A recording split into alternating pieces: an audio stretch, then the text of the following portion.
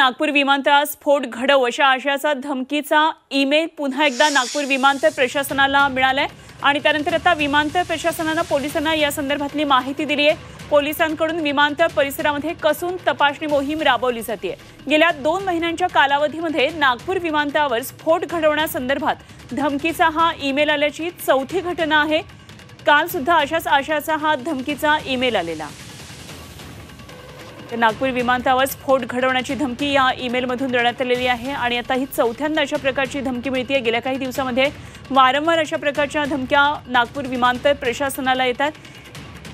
विमानतळ प्रशासनाने पोलिसांना या संदर्भातली माहिती दिली आणि पोलिसांनी तात्काळ विमानतळ परिसरामध्ये कसून तपासणी मोहीम राबवली आहे। गेल्या 2 महिन्यांच्या कालावधीमध्ये नागपूर विमानतळावर स्फोट घडवण्यासंदर्भात धमकीचा हा अशा प्रकारे चौथा ईमेल आलेला आहे।